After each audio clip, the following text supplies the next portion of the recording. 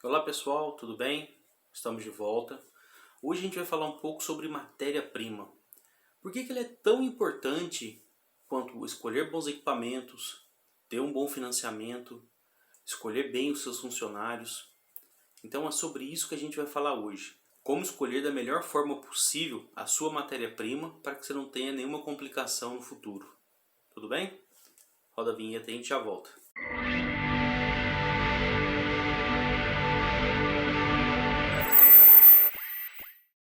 Então, pessoal, a conversa que a gente vai ter hoje é uma conversa até tranquila em relação às outras que a gente vem tendo, né?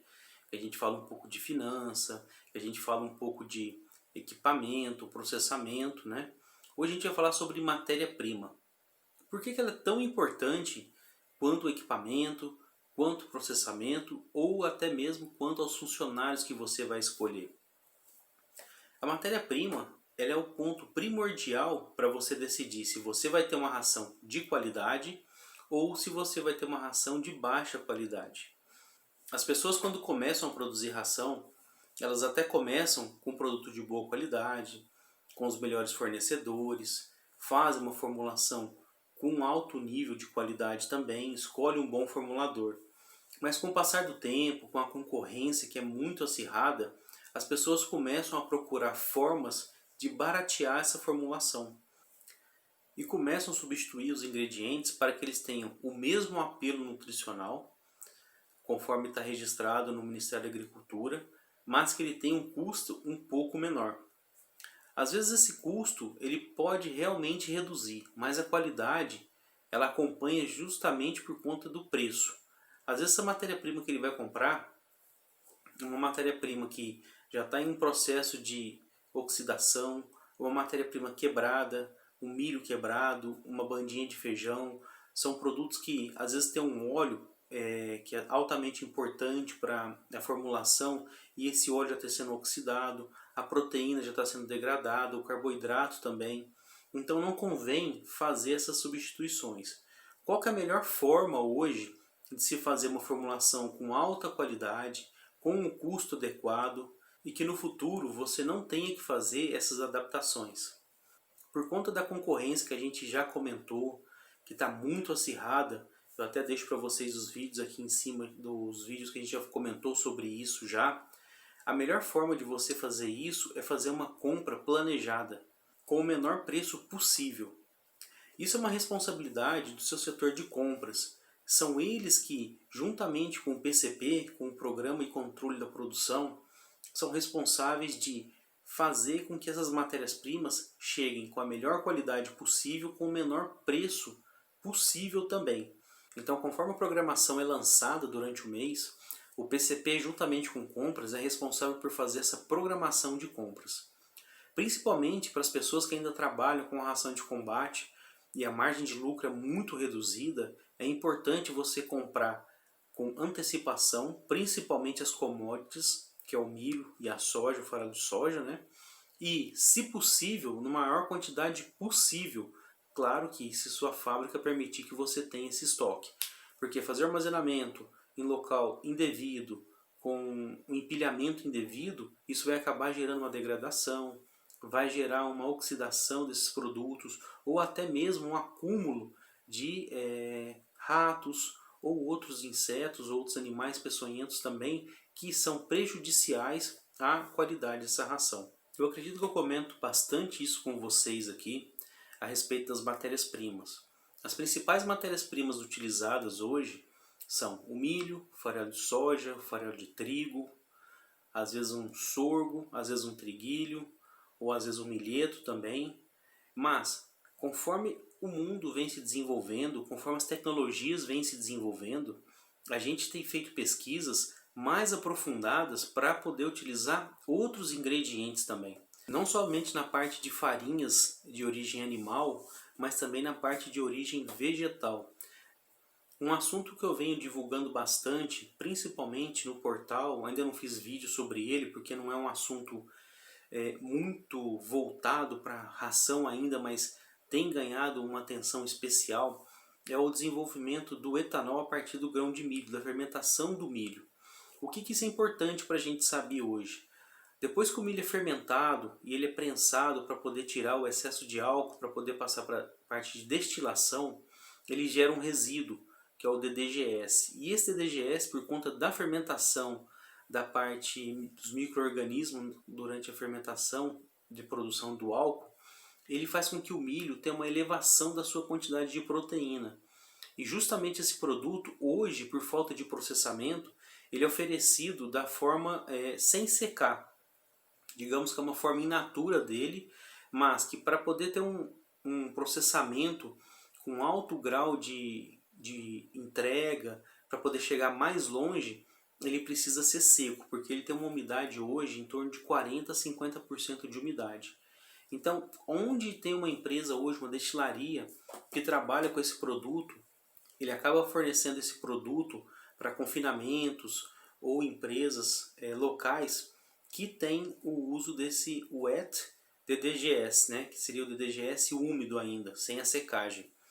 Existem algumas empresas que já vêm focando já no desenvolvimento de secadores, algumas dessas destilarias já estão colocando os primeiros secadores também para começar a trabalhar, porém o volume dele inviabiliza também o frete a longas distâncias. Então algumas dessas empresas já me procuraram também. Ele acaba fornecendo esse produto para confinamentos ou empresas locais que têm o uso desse wet DDGS, né, que seria o DDGS úmido ainda, sem a secagem. Existem algumas empresas que já vêm focando já no desenvolvimento de secadores, algumas dessas destilarias já estão colocando os primeiros secadores também para começar a trabalhar, porém o volume dele inviabiliza também o frete a longas distâncias. Então algumas dessas empresas já me procuraram também, já fizeram teste também para pelletizar essa farinha, né, esse farelo de DDGS, para que ele compacte um pouco mais o seu formato e tenha um deslocamento um pouco maior, ele consiga ganhar um pouco mais de custo para que chegue um pouco mais longe. E eu acredito que em breve bastante empresa vai estar utilizando o DDGS no local do milho, ao invés de usar um farelo de soja, ou reduzindo até um pouco, ou eliminando de vez as farinhas de origem animal e fazendo uma ração totalmente vegetal. Isso é um pensamento que eu tenho que num curto prazo isso já vai estar sendo feito, já é desenvolvido por bastante empresa hoje do ramo PET. Além do DDGS, outras matérias-primas também que estão sendo bastante utilizadas e pesquisadas é o caso do farelo de coco, o triticale, farelo de algodão, que é bastante utilizado na parte de ração de bovinocultura, alguma coisa também na parte de abóboras, farelos de abóboras que estão sendo pesquisados. Porém, o que inviabiliza é a baixa produção desse tipo de matéria-prima, mas que vem alcançando alguns resultados altamente positivos na parte nutricional, que pode facilitar e melhorar a questão de formulação das rações.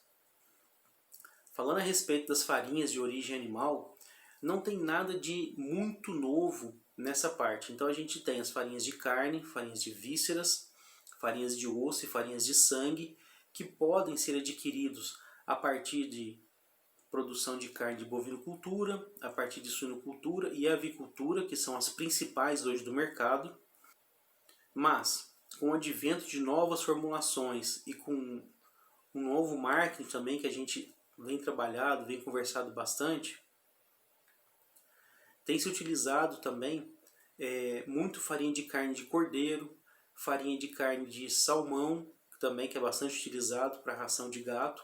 Até a gente não tinha comentado anteriormente da farinha de carne de peixe também, que é bastante utilizado, mas agora com o advento de novos marketings, de novas formulações, o pessoal tem utilizado bastante farinha de salmão também para poder estar fazendo ração, e isso é uma coisa que vem crescendo a cada dia mais.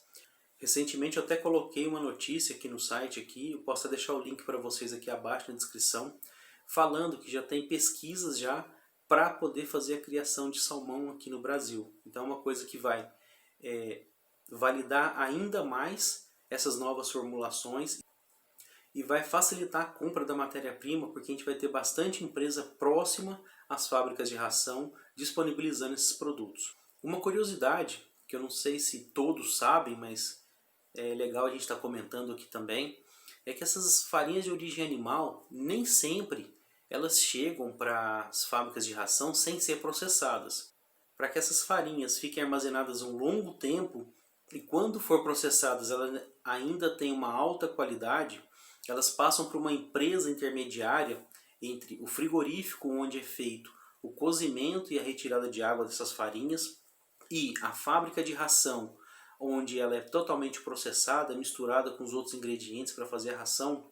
Existe uma empresa, é um nicho de mercado muito importante que faz a mistura desses ingredientes, ou seja, se ele chega uma farinha com uma proteína em torno de 25% e outra que tem uma proteína em torno de 32%, é feita uma mescla entre essas duas farinhas para que ela consiga adequar e chegar numa proteína padrão.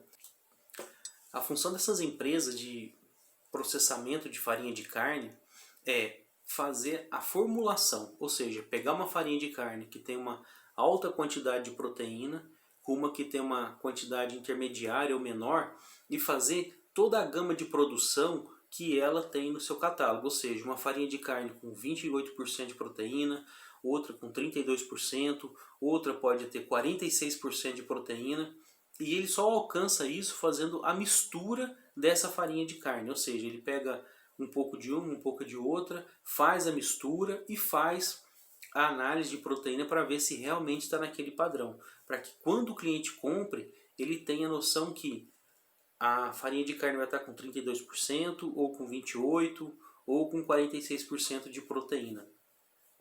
Após ele fazer essa mescla de várias farinhas de carne para chegar num valor adequado ao que ele está precisando, ele ainda faz a aplicação de antimofo e anti-salmonela, para que essas farinhas tenham uma qualidade maior e dure um tempo maior antes que ela seja processada ou que ela faça algum mal para o animal depois que ela seja processada também. E por último, temos os óleos, que podem ser os óleos de origem vegetal ou de origem animal. Hoje nas fábricas de ração é muito comum utilizar ou óleo de soja para agregar energia nas formulações, ou caso ele seja de origem animal, os principais que são utilizados hoje são óleo de frango para ração de cachorro e o óleo de peixe para ração de gato.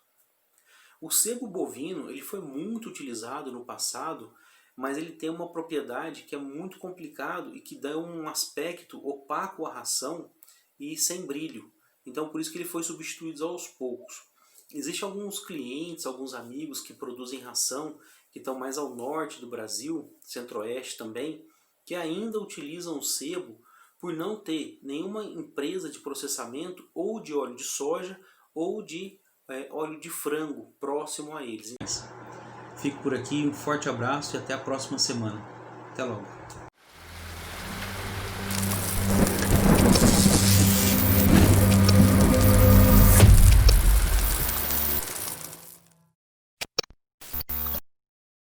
Conto com a ajuda de vocês, quanto mais vocês curtirem, quanto mais vocês compartilharem, mais a gente vai crescer e poder ajudar todo mundo a produzir mais.